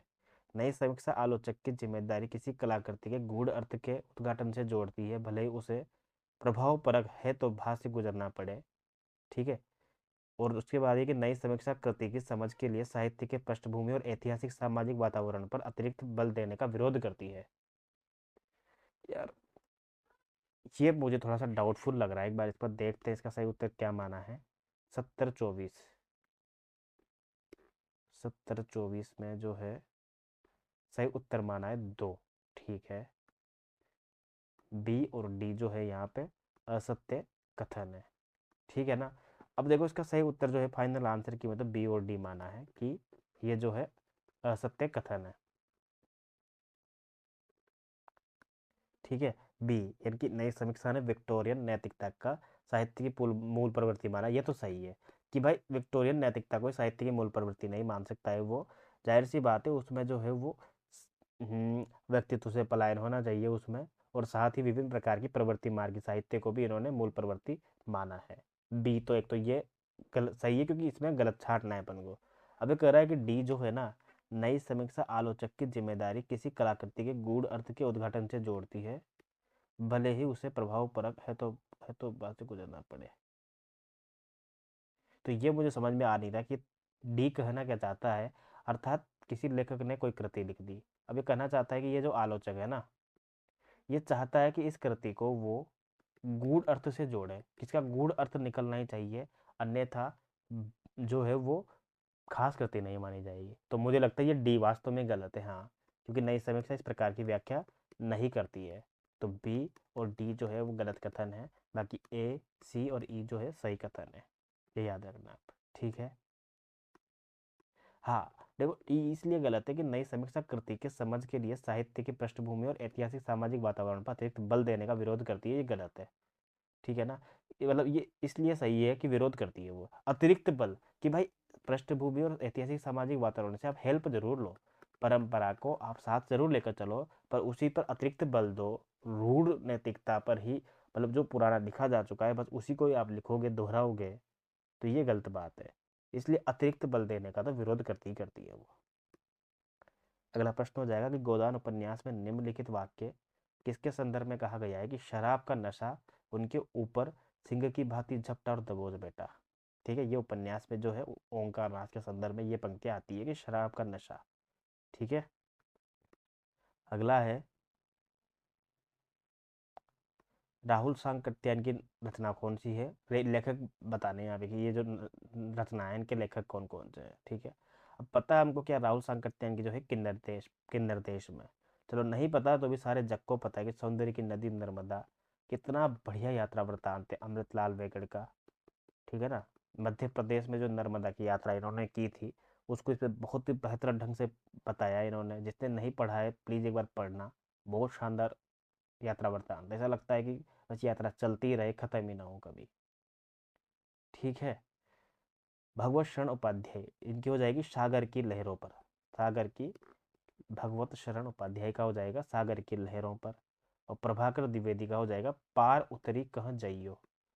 पार उतरी कहाँ जाइयो अर्थात पार उतर के कहाँ जाएंगे, प्रभाकर द्विवेदी। प से पार उतरी कह जाइयो, प से प्रभाकर द्विवेदी। अगला प्रश्न देखो आप कि तुम जीवन से तटस्थ हो सकते हो परंतु मैं तो अब तटस्थ नहीं हो सकती हूँ। आषाढ़ का एक दिन में ये पंक्तियाँ कौन से अंक से ली गई है। आषाढ़ के अंक में टोटल 3 ही अंक है। मोहन राकेश का जो नाटक है आषाढ़ का एक दिन, वहां से ये पंक्तियाँ ली गई है तीसरे में। ठीक है ना। ये पंक्तियाँ मालती क्या मल्लिका मल्लिका के मुख से ये पंक्तियाँ कहलाई गई है, तीसरे अंक की पंक्तियाँ ये। अपना अपना भाग्य कहानी, जैनेन्द्र की कहानी अपना अपना भाग्य, बाल मनोविज्ञान से जोड़कर लिखी गई कहानी है ये। पोलो लोन में हॉकी खेलते बच्चों को न आगे की चिंता थी न पीछे का ख्याल था। ये सही कथन है बिल्कुल। अधिकार गर्व में तने अंग्रेजों के घोड़ों की बान जिन पहाड़ी हाथों में थी वे अंग्रेजों का विरोध करना सीख गए थे। ये पहली बात तो इस प्रकार का कोई वाक्य इसमें नहीं था। ठीक है ना। बी गलत हो जाएगा। मैली सी कमीज लटकाए हुए 10 बरस के लड़के का माथा जैसे अभी से झुर्रिया खा गया था, बिल्कुल सीख सही बात है। मैंने कहा ना बाल मनोविज्ञान से जुड़ी हुई कहानी है ये। मित्र ने लड़के को सहायता के लिए होटल बुलाया और होटल का नाम बताना भूल गया, ये भी गलत है। ऐसा भी कोई कथन जो है इस पंक्ति में इस कहानी में नहीं है। प्रकृति ने लड़के के शव के लिए सफेद और ठंडे कफन का प्रबंध कर दिया था। ठीक है, ए, सी और ई, ये तीनों पंक्तियां जो है इस कहानी में है। जैनेन्द्र की कहानी है, नैनीताल से जोड़ती हुई कहानी है ये। नैनीताल के संदर्भ में इसका उल्लेख किया जाता है। नैनीताल भी इस कहानी में आता है। जैनेन्द्र की अपना अपना भाग्य है। 99वां प्रश्न देखो आप। आचार्य रामचंद्र शुक्ल ने कविता क्या है सरस्वती पत्रिका में किस वर्ष प्रकाशित हुआ था ये? पिछली बार आंसर की जो आई थी पुरानी से 1908 उत्तर दिया था, जो कि गलत है। 1909 में प्रकाशित हुआ था ये। ठीक है, 7003। अब देखते इसका आंसर क्या माना, इसलिए दोबारा फाइनल आंसर की मैं। 7003 का ये रहा। अच्छा, अभी भी दूसरी बार भी इन्होंने 2 ही माना है, तो ये गलत हो जाएगा। 1909 है इसका आंसर। सरस्वती में प्रकाशित जो है 1909 में छपा था कविता क्या है निबंध जो है सरस्वती पत्रिका में। अगली बार अगर कभी सर 1908 1909 ऑप्शन में ना हो तो आप 1908 लगा देना, ये याद रखना। ठीक है। भारतीय काव्यशास्त्र के विभिन्न संप्रदायों के संदर्भ में सही कथन कौन कौन से हैं? भारतीय काव्यशास्त्र के आचार्य कुंतक ने रीति रचना के 3 मार्ग माने हैं, सुकुमार, विचित्र और माध्यम। बिल्कुल सही बात है ये। कुंतक वक्रोक्ति सिद्धांत के प्रवर्तक आचार्य कुंतक। आचार्य शंकुक ने निष्पत्ति का अर्थ उत्पाद्य उत्पादक संबंध और संयोग का अर्थ अनुमाप्य अनुमापक माना है, ये गलत हो जाएगा। आचार्य शंकुक ने निष्पत्ति का उत्पाद्य उत्पादक नहीं माना है, बल्कि उत्पाद्य उत्पादक तो माना है किसने? भट्ट लोलट ने। ठीक है ना। आचार्य शंकुक ने तो केवल अनुमाप्य और अनुमापक माना है, बस ये याद रखना। तो बी गलत हो जाएगा। ए सही है, बी गलत हो जाएगा। सी है कि भट्ट नायक ने निष्पत्ति का अर्थ भुक्ति और संयोग का अर्थ भोज्य भोजक संबंध माना है, बिल्कुल सही बात है। संयोग मतलब भोज्य और भोजक संबंध, ये मैं पढ़ाऊंगा जब आपको। मैंने वैसे तो पढ़ा रखा है आपको सब कुछ, ध्वनि सिद्धांत, ठीक है, अपने रस सिद्धांत, वक्रोक्ति सिद्धांत, सब मैंने क्लासेस ले लेके बता रखा है। सी सही है यहाँ पे। डी है कि ध्वनि के 3 भेद माने गए हैं, वस्तु, अलंकार, रस, ध्वनि, ये भी सही बात है। और आनंद प्रकार 6 प्रकार के औचित्यों की बात की है, गलत है ये। कोई 6 प्रकार के औचित्यों की बात आनंद ने नहीं की है ये, बल्कि औचित्य सिद्धांत के लेखक ने की है। ए, सी और डी, ये 3 ही सही है यहाँ पे, केवल ए, सी और डी। ठीक है, तो 50 प्रश्न काफ़ी है इस वाले पार्ट में। अगले वाले पार्ट में अपन बाकी 50 प्रश्न करेंगे। ठीक है, 27 अगस्त को सेकंड शिफ्ट का पेपर था, जिसका पहला पार्ट हमने कर लिया है। वीडियो कैसा लगा मुझे कमेंट करके ज़रूर बताना। बाकी मिलते हैं अगले वीडियो में। धन्यवाद। देख लेते हैं कि 50 प्रश्नों के बाद आगे के प्रश्न उनका क्या उत्तर होता है। हम बात करें 101वां नंबर का जो प्रश्न है, यानी कि 50 प्रश्न हमने कर लिए थे, ये 51वां प्रश्न है 101वां। क्योंकि इससे पहले 50 प्रश्न जो थे वो पेपर 1 के थे। पेपर 1 हम सोल्व नहीं कर रहे हैं, केवल हिंदी के प्रश्न हम सोल्व कर रहे हैं। 27 अगस्त को सेकंड शिफ्ट का पेपर था ये। हमने बहुत सारे वीर हिंदुस्तान में भेजे हैं, परंतु मुझको तुमसे जितनी आशा है उतनी और किसी से नहीं है। ये भारत दुर्दशा नाटक में किन का आपसी संवाद है कि हमने काफी जो वीर है वो हिंदुस्तान में भेजे हैं। ये भारत दुर्देव कहता है मदिरा से, पर तुम ही एक ऐसे हो जो वहां के लोगों को बर्बाद कर सकती हो, इसलिए तुमसे जितनी आशा है और किसी से नहीं है। ये बात भारत दुर्देव जो है मदिरा से कहता है। ठीक है, भारतेंदु हरिश्चंद्र का नाटक है भारत दुर्दशा। पंचन के देखत प्रपंच करी दूर सबे, पंचन को स्वत्व पंचत्व में मिले है मैं। हरिपन हारी जस धारी के, धरो हो शांत शांतनु को, सुभट सपूत कही वे है मैं। वीर रस के संदर्भ में किस भेद का उल्लेख है यहाँ पे? कि पंचन, अब पंचन का अर्थ होता है यहाँ पे एक प्रकार से बाण, और बाण कौन मारता है? वीर, यानी कि वीर से संबंधित हो गया ये।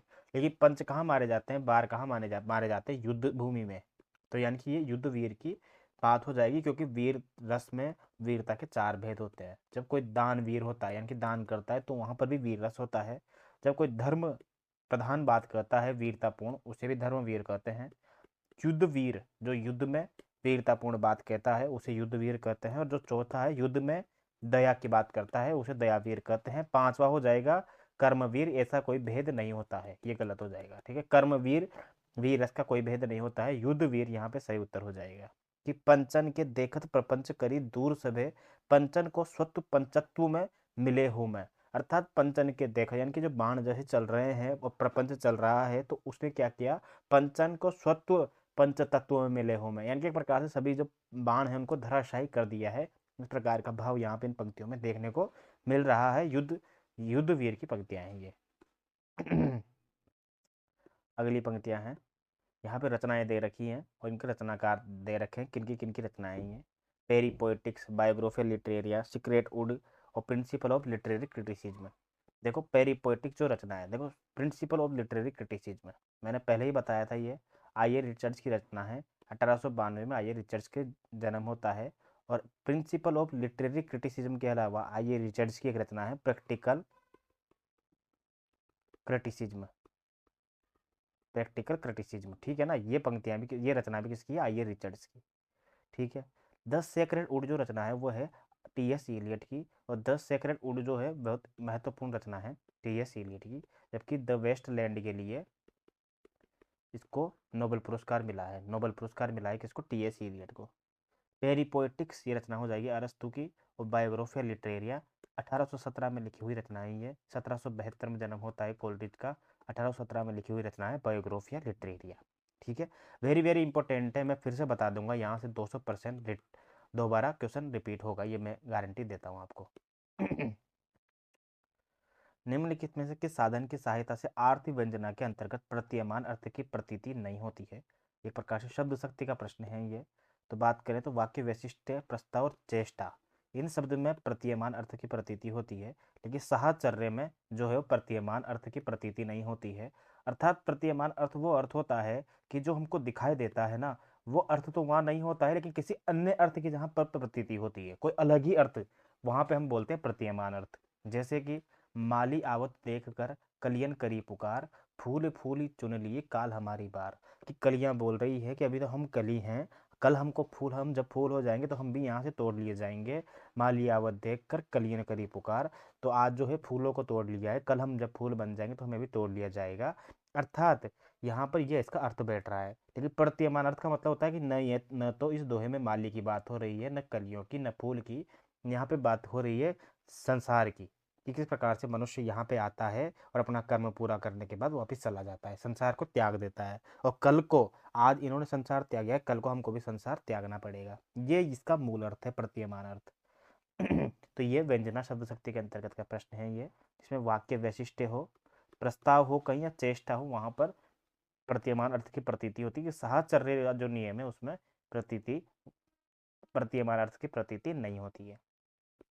खड़ी बोली हिंदी का प्रथम महाकाव्य 1914 में लिखा गया प्रिय प्रवास है, अयोध्या सिंह उपाध्याय हरिओद के द्वारा, ठीक है।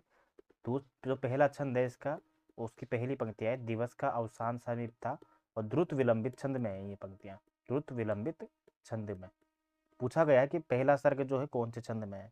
आंसू जय जयशंकर प्रसाद की पंक्तियां, भारत भारती मैथिली शरण गुप्त सरोज स्मृति पुत्री की याद में लिखा गया है, निराला के द्वारा लिखी गई कृति है ये। संस्कृति के 4 अध्याय किस लेखक का भारतीय संस्कृति के मूल उपादानों का ऐतिहासिक विकास और प्रस्तुत करने वाला ग्रंथ है? दिनकर का है ये। इसके अध्याय और प्रकरण जरूर याद कर लेना, कितने अध्याय है और उनके अंदर कितने प्रकरण है, ठीक है। प्रकाशन वर्ष के अनुसार निम्नलिखित रचनाओं पर विचार करना है यहाँ पर। तो ये ड्रॉप हुआ था, डिलीट हुआ था, कैसे हुआ था बताता हूँ। ध्रुव स्वामी ने जो है 1933 में छपी हुई रचना है ये, ठीक है, 1931 में नहीं है। आधे अधूरे जो है 1955 में नहीं है, आधे अधूरे का प्रकाशन वर्ष है 1959, ठीक है, सॉरी 1969। 1958 में तो लिखा गया था आषाढ़ का एक दिन। 1972 में लिखा गया था, सॉरी 1962 में लिखा गया था लहरों के राजहंस। और 1969 में लिखा गया था अपना आधे अधूरे मोहन राकेश में। तो इसलिए इसका, अच्छा ये कह रहा है कि निम्न प्रकाशन वर्ष निम्नलिखित रचनाओं पर विचार कीजिए, जो सही छाप रहा है यहाँ पे। ओके ओके, तो ध्रुव स्वामी गलत है, 1933 होने के कारण आधे अधूरे गलत है। अंधा युग 1956 नहीं होगा, अंधा युग का हो जाएगा 1955। सिंदूर की होली 1934 सही है, और स्कंदगुप्त 1928 सही है। डी और ई इसमें सही उत्तर था ही नहीं, इस कारण ये गलत हो गया, डिलीट हो गया ये प्रश्न, ठीक है ना। अगला प्रश्न देखो आप। कुछ पत्रिकाएं दी हुई है यहाँ पर और कुछ संपादक दिए हुए हैं उनके, ठीक है। राजेंद्र कुमार की जो पत्रिका हो जाएगी उसका नाम हो जाएगा अभिप्राय। ये राजेंद्र यादव नहीं है, राजेंद्र कुमार है। अभिप्राय पत्रिका ज्ञान रंजन की पहल है, हमने पढ़ी हुई है। जगदीश गुप्त की नई कविता हो जाएगी और विजय देवनारायण शाही की आलोचना, ठीक है, अभी भी दिल्ली से निकल रही है आलोचना।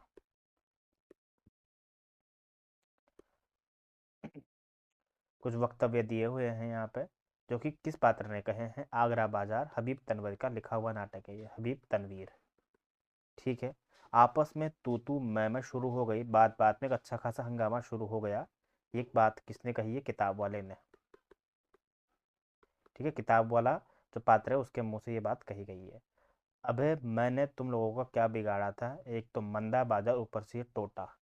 ये पंक्तियां कही है बर्तन वाले ने। अब बादशाह सलामत के उस्ताद हैं, अगर तारीफ करें तो जर्रे की आफताब बना दें। तो सी में हो जाएगा वन, हमजोली।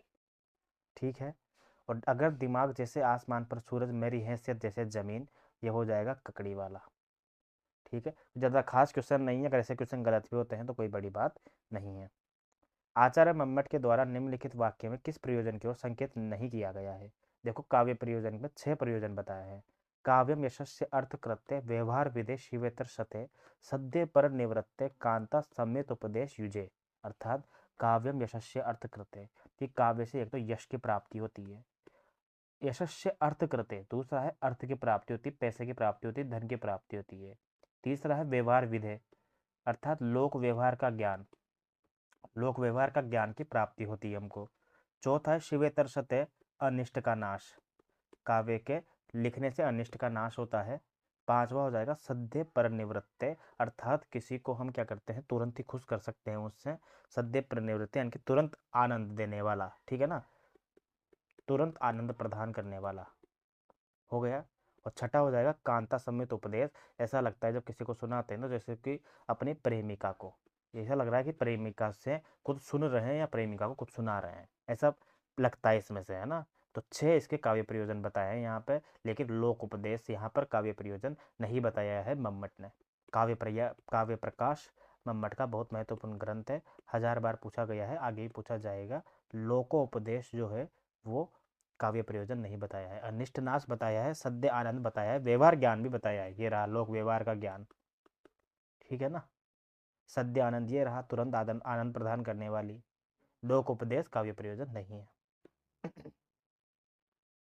सिय मुख सरद कमल जिमी, किमी कही जाय, निसी मलिन वह निसी दिन, यह विगस आए। ये कौन सा अलंकार है? यहाँ पर व्यतिरेक अलंकार की पंक्तियां ये दी हुई है। अलंकार जो है कोई सा भी पूछ लिया जाता है, कोई मतलब नहीं है, कोई सिलेबस में लगा हुआ नहीं है यहाँ पे।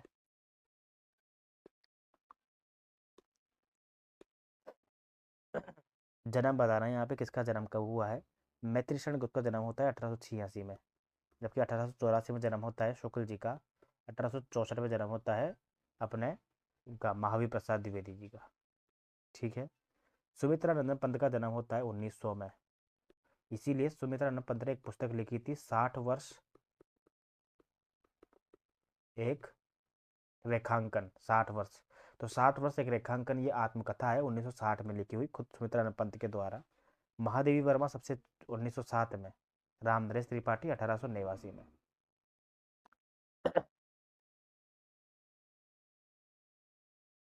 वक्रोक्ति सिद्धांत के संदर्भ में असत्य कथन गलत छाटना है।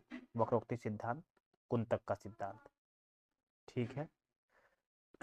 हम जब बात करते हैं सिद्धांतों की तो सबसे पहले रस सिद्धांत पढ़ते हैं, फिर अलंकार सिद्धांत पढ़ते हैं क्रम से, फिर रीति, ठीक है, फिर ध्वनि, और फिर वक्रोक्ति, और सबसे लास्ट में औचित्य। वक्रोक्ति सिद्धांत कुंतक का। असत्य कथन छाटना है कि जब उक्ति में भंगिमा या नई अर्थ दीप्ति उत्पन्न करने के उद्देश्य से सर्वनाम आदि से किसी बात को छिपाया जाए तो समवृत्ति वक्रता होती है। सही बात है यहाँ पे।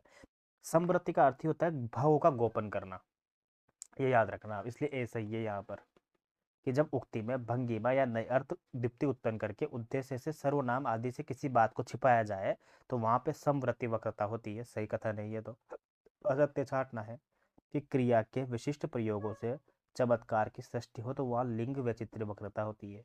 जब क्रिया के विशिष्ट प्रयोगों से चमत्कार उत्पन्न होगा तो वहां लिंग वैचित्र्य वक्रता नहीं होगी, बल्कि क्रिया वैचित्र्य वक्रता होगी। वहां पे बी गलत हो जाएगा।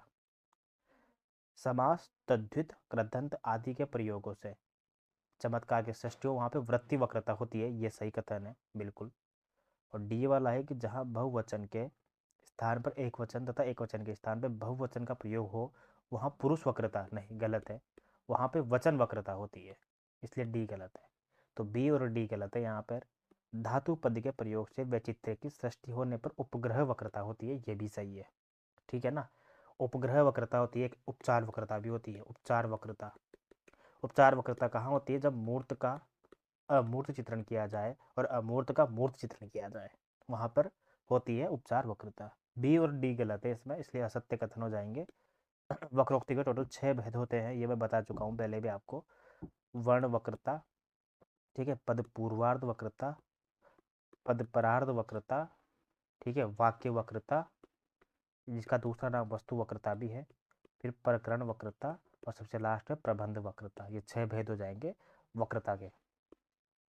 अगला हो जाएगा कि दुल्हन अंगिया काहे न धोवाई, मैं कबीर का अंगिया से क्या तात्पर्य है? यहाँ पर अंगिया का तात्पर्य है शरीर से, ठीक है, इंपॉर्टेंट हो जाएगा ये भी।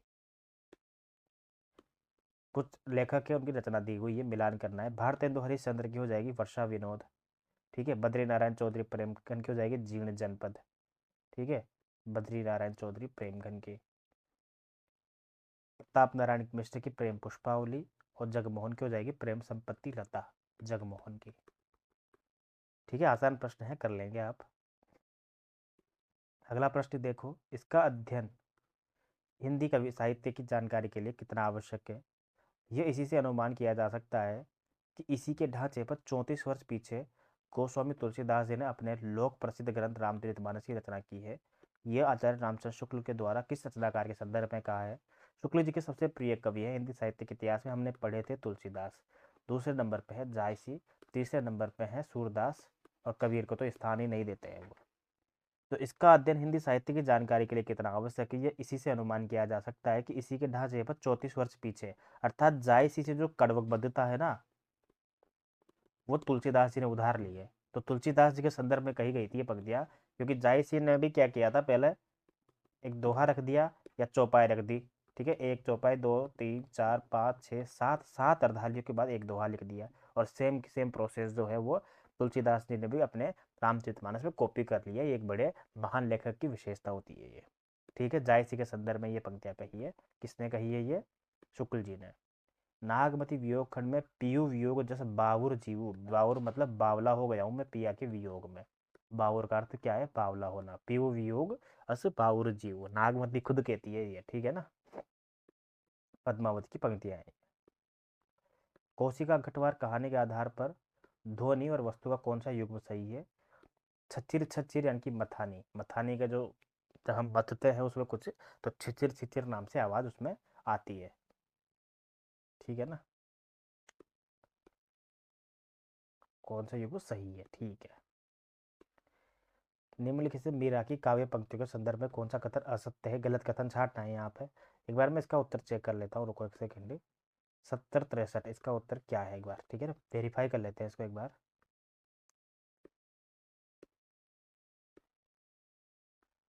सही बात, इसका उत्तर हो जाएगा 2, ठीक है। छच्चीर छच्चीर यानी कि मथानी जो है इस प्रकार से आवाज करती हुई चलती है।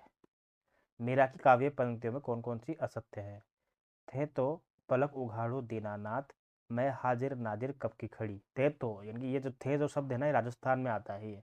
थे काय कर रहा हो, उघाड़ो ना, उघाड़ो मतलब पलक उघाड़ो यानी कि पलक को खोलो, राजस्थानी भाषा का प्रयोग, ए सही है। असत्य छाटना है जो गलत है। मन की मेल ही ते न छूटी, दियो तिलक सिर धोई, ये भी पंजाबी तो बिल्कुल भी नहीं है। कहाँ से पंजाबी लग रही है आपको, खुद ही बताओ, ठीक है ना, बी हो जाएगी गलत। हो काना किन गुत्थी जुल्फा कारियां, अब ये देखो ऑटोमेटिक सब पता चल रहा है ये। हो काना किन गुत्थी जुल्फा कारियां, ये पंजाबी भाषा का प्रयोग है यहाँ पे, ये सही है। बी गलत हो जाएगा। प्रेम प्रेमनी प्रेमनी रे, मने लागी कटारी प्रेमनी, बहुत बढ़िया, गुजराती भाषा का प्रयोग है यहाँ पे। ये प्रेमनी, मने मने ऐसे शब्द जो है वहाँ पे बोले जाते हैं। दादुर मोर पपैया बोले कोयल शब्द सुनावे, ये राजस्थानी हो जाएगी, गुजराती भाषा नहीं होगी यहाँ पे। बी और ई असत्य हो जाएगा यहाँ पे, ठीक है ना, यहाँ पे राजस्थानी हो जाएगी, गुजराती नहीं होगी। और बहुत जल्दी तो बिल करके काम चला लीजिए, जब तक कागज के घोड़े दौड़ते रुपए की कमी क्या है? परीक्षा गुरु उपन्यास के अंतर्गत ये कथन किसका है?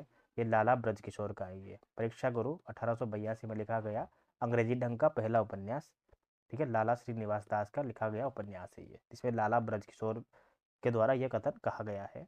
इसके प्रकरण सारे याद कर लेना आप, ठीक है ना, पहला प्रकरण का क्या नाम है, दूसरे का क्या नाम है, ठीक है। बकरी नाटक के आए गीतों की पंक्तियों को पहले से बाती क्रम में लगाना है बकरी नाटक में। तो ये इसका उत्तर है यहाँ पे कि DBCEA अर्थात जा जाके सींच आएगी हर एक क्यारी, मर कर के भी बुझाएगी वो प्यास तुम्हारी। पहले तो ये पंक्ति आई है, ठीक है ना। बी है ऊहू करी न अह करी गांधी जी की बकरी, हर किला फतेह करी गांधी जी की बकरी, 2 नंबर पे। फिर ये तन मन धन उन्नायक जय है जय है जय जय बकरी माता। वैसे ये PDF आपको मिल ही जाएगी टेलीग्राम पे, आप देख लेना। पहले D, फिर B, फिर ये C वाली पंक्तियाँ, फिर ये धर्म ईश्वर भाग्य सबकी उंगलियों को चूमता, और A दर्जन के साथ सबका ये मोल कर चलो।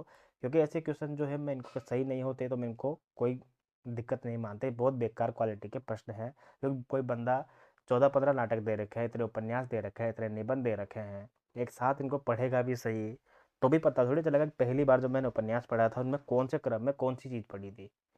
इसलिए ये क्वेश्चन देना तो एकदम ही बहुत बड़ी वाहियातगी है, तो एक प्रकार से बहुत गलत बात है ये। मनुष्य को अक्सर सोचने वाला पशु कहा गया है। ये पुस्तक, ये पंक्ति किस पुस्तक से ली गई है? इतिहास चक्र से, ठीक है। मनुष्य को अक्सर सोचने वाला पशु कहा गया है, इतिहास चक्र से ये पुस्तक ली गई है। कौन सा युग या कौन सी युग सही है? बिल्कुल महादेवी वर्मा का जो है ठकुरी बाबा एक रेखा चित्र है, ठीक है। तुलसी राम की मुर्दैया आत्मकथा है, सबको पता है। दिनकर ने जामुन का पेड़ नहीं लिखा है, ये गलत हो जाएगा। जामुन का पेड़ जो है कृष्ण चंद्र की कहानी है। VV राय ने भोला राम का जीव नहीं लिखा है, भोला राम का जीव लिखा है हरिशंकर परसाई ने। आभुद्री रमणीका गुप्ता की आत्मकथा है, बिल्कुल A, B और E सही है ये। सिलेबस जो का जो उठा के दे दिया इस बार पेपर में। तो कौन सा कथन असत्य है इसमें? कि दलित चेतना और नारी चेतना ने स्वतंत्रोत्तर भारत के 9वें दशक में आंदोलन का रूप धारण किया, ये एकदम सही कथन है ये तो। हिंदी दलित लेखन में महिला रचनाओं की समस्या केंद्र में है। हिंदी दलित लेखन में महिला रचनाकारों की समस्या नहीं है, बल्कि दलितों की समस्या जो है केंद्र में है। B जो है यहाँ पे गलत हो जाएगा, हमको जो गलत है वही छांटना है। C है कि प्रत्येक व्यक्ति का एक मत सिद्धांत नारी सशक्तिकरण और दलित सशक्तिकरण के मूल में है, बिल्कुल सही बात है ये भी, कि प्रत्येक व्यक्ति का एक मत होना चाहिए, ठीक है ना, एक मत अर्थात नारी का, पुरुष का, दलित का, सबको लेकर एक मत या एक शक्ति होनी चाहिए। अर्थात ऐसा नहीं कि दलित का अलग मत है, नारी का अलग मत है, पुरुष का अलग मत है और भी एक मत को स्वीकार किया जा रहा है, वो गलत है। सबका मिला के एक मत होना चाहिए प्रत्येक व्यक्ति का, ठीक है ना।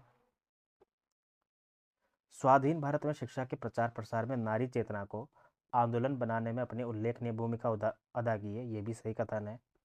हिंदी दलित लेखन परंपरा में राजेंद्र यादव, मैत्रेय पुष्पा, ये गलत है। दलित लेखन परंपरा में वो लेखक आते हैं जो खुद दलित परंपरा से आते हैं, जैसे कि तुलसी राम, ठीक है, मुर्दैया के लेखक, ठीक है, सूरजपाल सिंह चौहान, ओम प्रकाश वाल्मीकि, ओम प्रकाश वाल्मीकि, ठीक है, याद रखना। P और E यहाँ पे सही उत्तर हो जाएगा।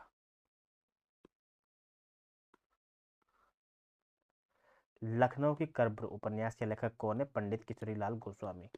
3 यहाँ पे सही उत्तर हो जाएगा, लखनऊ की कब्र। समाचार पत्रों को प्रकाशन वर्ष के अनुसार पहले से बाती क्रम में लगाना है। सबसे पहले आएगा बनारस अखबार B, फिर आएगा सुधाकर A, फिर आएगा अपने प्रजाहितैषी E, फिर आएगा C लोकमित्र, और फिर आएगा ज्ञान प्रदायिनी पत्रिका D। BAECD ये इसका क्रम है। अगली बार जो है बनारस अखबार और प्रजाहितैषी और ज्ञान प्रदायिनी, ये हर बार पूछता है, इसलिए इनका तो याद ही रखो आप। BED इनकी बनारस अखबार सबसे पहले, फिर प्रजाहितैषी और फिर ज्ञान प्रदायिनी पत्रिका, ये लगभग लगभग पूछता है। तदीय समाज की स्थापना भारतेंदु हरिश्चंद्र ने की थी 1873 में। 1850 में भारतेंदु का जन्म हुआ था, 1885 में भारतेंदु की मृत्यु हुई गई थी, ठीक है ना। एक रचना भी है भारतेंदु हरिश्चंद्र की तदीय सर्वस्व नाम से, तदीय सर्वस्व नाम से भारतेंदु हरिश्चंद्र की एक रचना भी लिखी गई है भारतेंदु के द्वारा। कुछ कहानियां मिलान करना है। दुलाई वाली का प्रकाशन 1907 है, सही है। इंदुमती का प्रकाशन वर्ष जो है वो इंदुमती, बिल्कुल ये शुरुआती कहानी है, ये किशोरी लाल गोस्वामी की, 1900 इसका प्रकाशन वर्ष हो जाएगा। कानों में कंगना 1913, किशोरी लाल गोस्वामी, सॉरी, राजा राधिका रमन प्रसाद, राधिका रमन प्रसाद, इनकी कहानी है ये, 1915 में उसने कहा था। ठीक है, चंद्रधर शर्मा गुलेरी की 1915 में उसने कहा था। दो फकीर शहर और आशाब गाते हुए हाल में प्रवेश करते हैं और स्टेज पर जाते हैं। कफनी पहने हुए, एक हाथ में कशकोल और दूसरे में तस्बीह। कशकोल का अर्थ होता है भिक्षा का पात्र और तस्बीह का होता है माला, जपने की माला। ठीक है ना, तो कशकोल का अर्थ होता है भिक्षा पात्र। ठीक है, 129। 30वां है, किस लेखक और लेखक को जन्म वर्ष सुमेलित है, सही बताना है। अज्ञेय का जन्म 1911 में होता है, सही है। दिनकर का जन्म 1905 में नहीं होता, दिनकर का जन्म 1907 में होता है। महादेवी का जन्म भी 1907 में होता है, सही है। राहुल सांकृत्यायन का जन्म जो है 1902 में नहीं होता है, राहुल सांकृत्यायन का मुझे अभी याद नहीं आ रहा है, 1911 के आसपास शायद। और मुक्तिबोध का 1917 सही है। ए और ई सही है यहाँ पे, मुक्तिबोध का 1917 सही है, और दिनकर का 1911 सही है, सॉरी अज्ञेय का 1911 सही है। बाकी दिनकर का जो है 1907-8 है, 1904 नहीं है, 1907-8 है। ठीक है ना, 1905 नहीं है, 1907-8 के आसपास जन्म हुआ है राहुल सांकृत्यायन का, एक बार आप देख लेना। प्रेमचंद की पत्नी शिवरानी देवी ने प्रेमचंद घर में जो लिखी थी वो 1944 ईस्वी में लिखी थी। ठीक है ना, प्रेमचंद घर में, जीवनी है ये प्रेमचंद की। स्कंदगुप्त के नाटक के बारे में जो गलत कथन है वो छाटने हैं, कि जो सत्य है कि 467 ईसावी में स्कंदगुप्त विक्रमादित्य का अंत हुआ, ये सही कथन है। मात्रगुप्त किशोर अवस्था में कुमारगुप्त की सभा में थे, बिल्कुल, मात्रगुप्त मतलब कालिदास। महाराज चंद्रगुप्त के समय में सिंघल के राजा मेघवर्ण ने उपहार भेजकर बोध गया में विहार बनाने की प्रार्थना की थी, ये गलत है इसमें, है ना। ठीक है, स्कंदगुप्त में चंद्रगुप्त का कोई लेना देना नहीं है, चंद्रगुप्त अलग समय का है और स्कंदगुप्त अलग समय का है, इसलिए सी गलत हो जाएगा।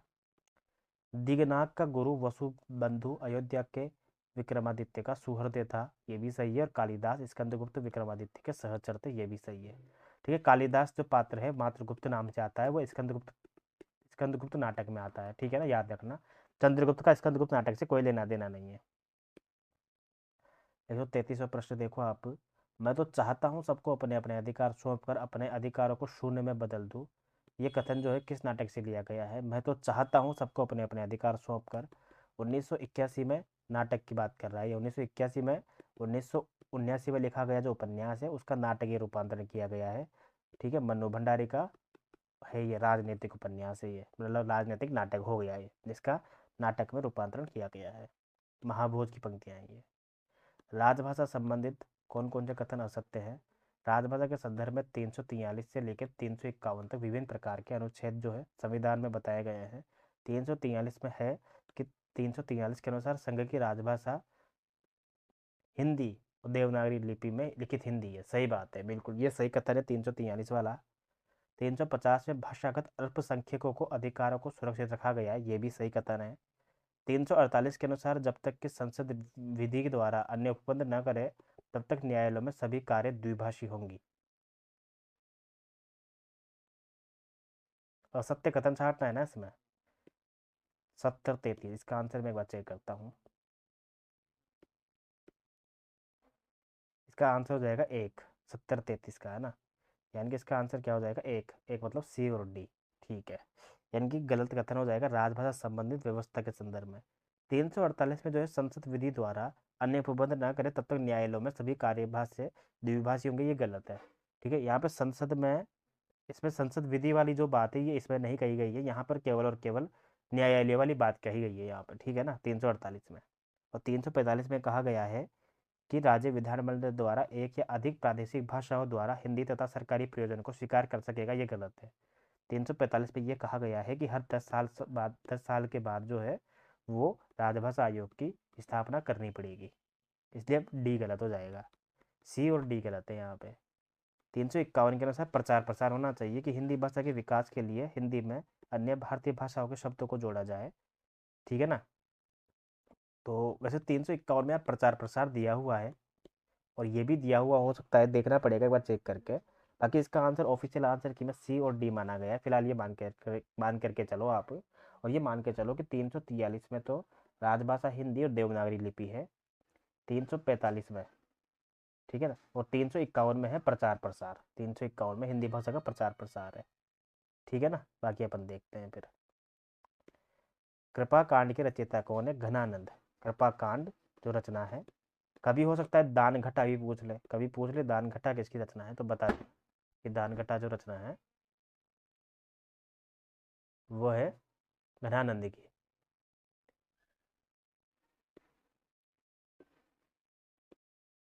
असत्य कथन छांटना है इनमें से कि पूर्वी हिंदी का विकास मागधी से हुआ है, ये गलत हो जाएगा, क्योंकि पूर्वी हिंदी का विकास जो है मागधी से नहीं, अर्ध मागधी से होता है। पहला गलत हो जाएगा। लंका को में पाली को ही अर्धमागधी कहा जाता है, ये सही बात है। लंका में जो है पाली को ही अर्धमागधी कहा जाता है। अर्धमागधी कौशल के आसपास विकसित हुई है, ये गलत हो जाएगी। कौशल प्रदेश तो उधर है, ठीक है ना, अपने अलग जगह है वो यूपी की तरफ, लेकिन अर्धमागधी जो है वो मध्य प्रदेश या फिर मध्य राजस्थान में एक जगह है ये, मतलब उधर की बोलियां है इसमें। अवधी, बघेली, छत्तीसगढ़ी। तो कौशल के आसपास विकसित नहीं हुई है, बल्कि छत्तीसगढ़ तक भी विकसित हुई है, इसलिए गलत हो जाएगा ये, ठीक है। एक तो ए गलत है, एक सी गलत है।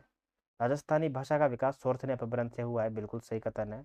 और 3वीं सदी के लगभग विकृत शब्दों को अपभ्रंश या अपभ्रंश अपभ्रष्ट या अपभ्रंश कहा जाता है, ये भी सही बात है। 20वीं सदी के लगभग शब्दों को अपभ्रंश कहा जाता है। ए और सी यहाँ पे गलत कथन हो जाएंगे, ए और सी। तमस उपन्यास 1973 में लिखा गया है, ठीक है। किसके द्वारा लिखा गया है? ये भीष्म शाहनी के द्वारा।